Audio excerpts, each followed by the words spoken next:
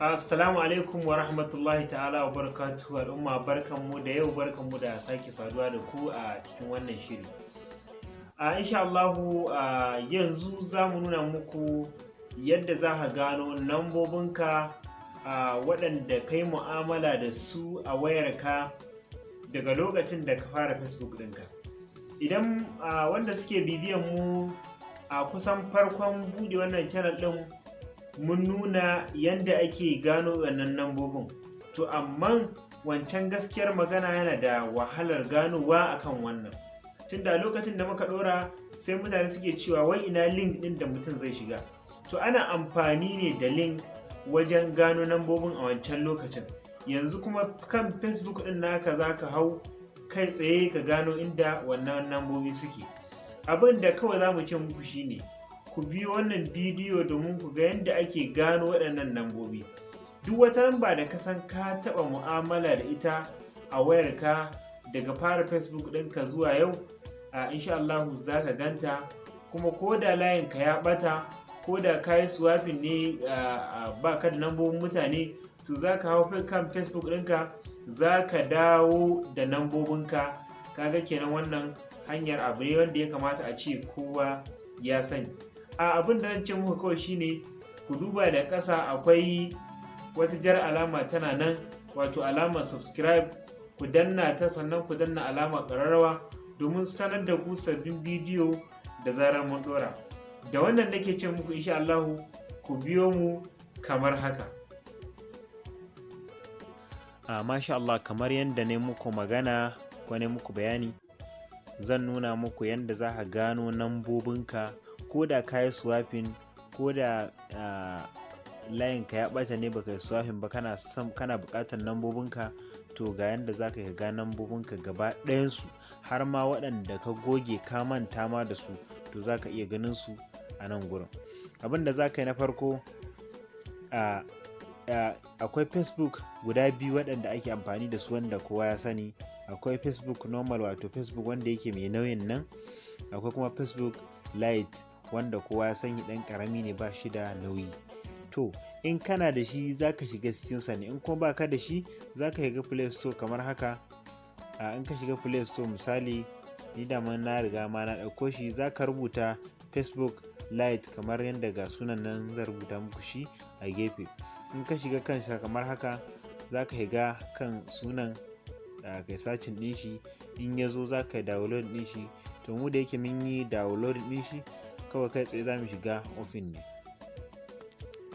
Idan muka shiga ofin, za ku ga gashi nan ya kawo mu a kan Facebook ɗin.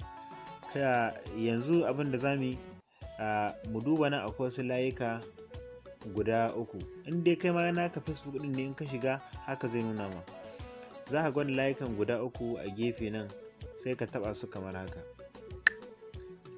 Idan ka taɓa su, za ka yi ƙasa ka duba nan, za ka ga gurin da aka sa setting nan. Wannan setting ɗin shi za ka shiga kamar haka. Za ku ga gurare nan da yawa a nan, to amma duk ba za ka yi ɓangaren kowanne ba, sai ka yi ƙasa ka yi haka, kai ka zo ƙarshen ƙas kamar haka.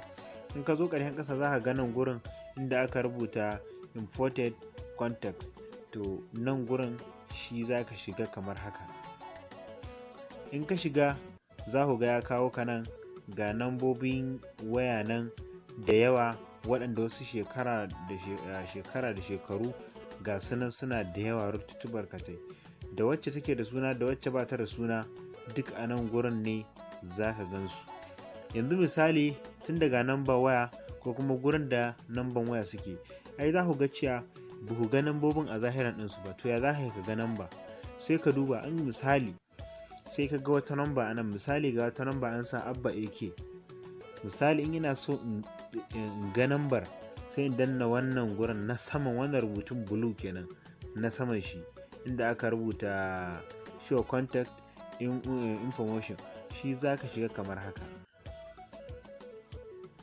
In ka shiga kansa kamar haka, za ka ga namba nan ta dawo nan, za ku ga namba ta bayyana a nan, ga ta nan sosai.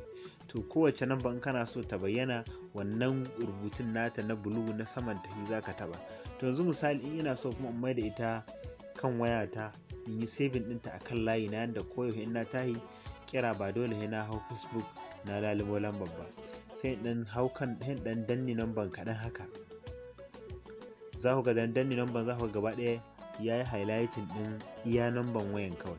Idan calling nake so in yi daga nan direct, to ga inda aka sa calling nan wajen wannan blue ɗin abun, kai tsaye zan danna in yi calling.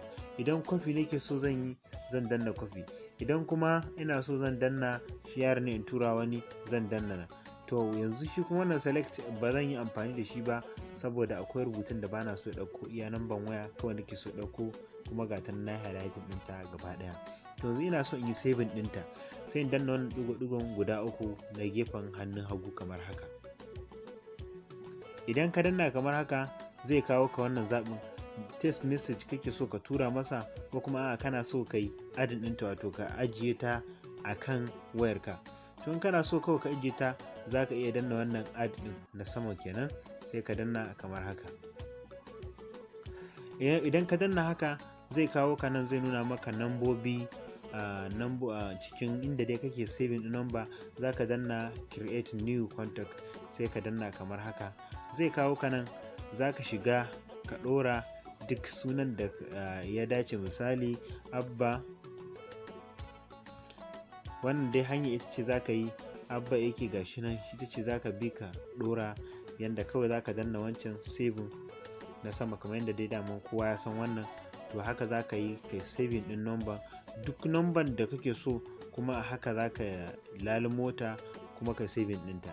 Za ka ga wasu ba ka son amfani da su, amma a kula sosai, akwai inda aka rubuta delete all, mutum ya kula saboda kada ya goge wannan delete all ɗin da aka ɗora na gefe.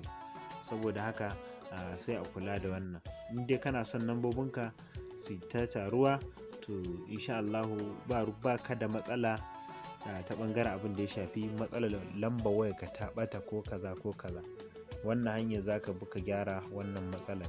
Ina fatan wannan bayani da na muku ya burge ku kuma sosai za a aiki da wannan nake cewa duk wanda wannan bidiyo burge shi, da Allah ya daure ya mana sharing zuwa wasu don su ma su amfana. Sannan kuma insha Allah bayan ya gani, insha Allah muna so idan wannan ne farkon zuwansa, idan na alamar subscribe, sannan idan na alamar ƙararrawa domin sanar da su wasu muhimman videos da za mu dinga ɗorawa a nan gaba ko a koyaushe. Insha Allah da wannan nake cewa assalamu alaikum wa rahmatullahi ta'ala wa barakatuhu. Sunana Abubakar Usman.